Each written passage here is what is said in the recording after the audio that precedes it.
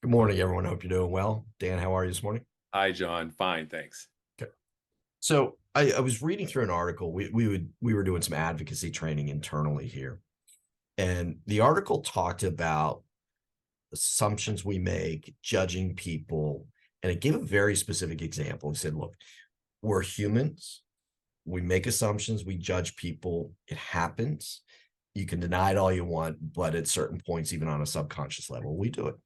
The example he gave is envision for a moment I put somebody on the street corner, they're holding a tin cup, and they're clearly asking people for money, and they're trying to get through the day the best they can.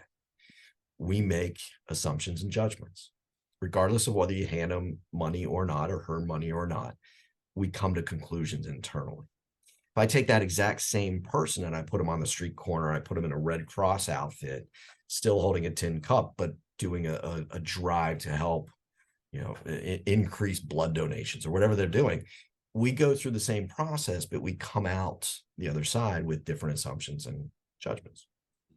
And what it got us talking about is when we engage with somebody on the phone, in that first 0 to 45 seconds, they're making assumptions and they're judging you.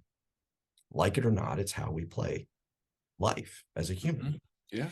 So in that beginning, right out of the gate, we have limited time in our space. So it's different when you're face to face and some of those things, but there are assumptions and judgments being made about you as the salesperson right out of the gate. Can you talk a little bit about that and ways to stay on top of your game so you don't blow things before they really even get started?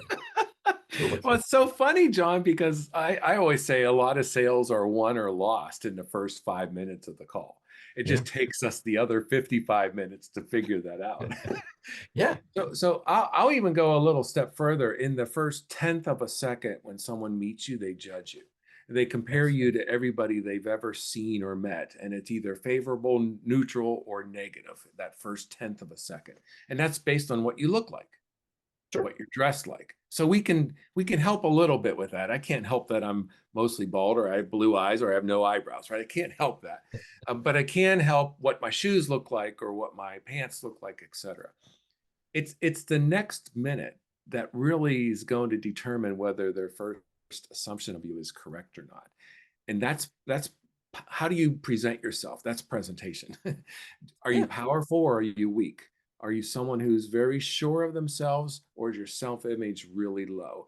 And it all oozes out. So for those of you watching, if you want to have better impressions, research on the internet. How do I make a stronger first impression? There's a ton of stuff out there, but it starts with your brain and how you see yourself and then go from there. Yeah. And I think as we engage as salespeople, we could have one day where first meeting you're on top of your games.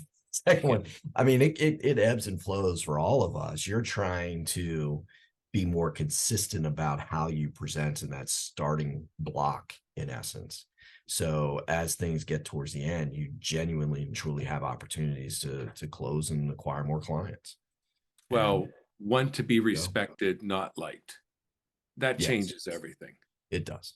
Because if Yep. you're a salesperson going out there wanting to be respected, you don't jump through stupid hoops because Yeah. then you're wanting to be liked. Well, I remember when I was younger and starting in sales, I jumped through all those hoops. I had a lot more vanity Me that I too. struggled with my height and all these other kinds of things. And so experience plays a role there too that I think helps quite a bit. Agree. So, Agree. all right, Have everybody. fun with that one. There we go. See.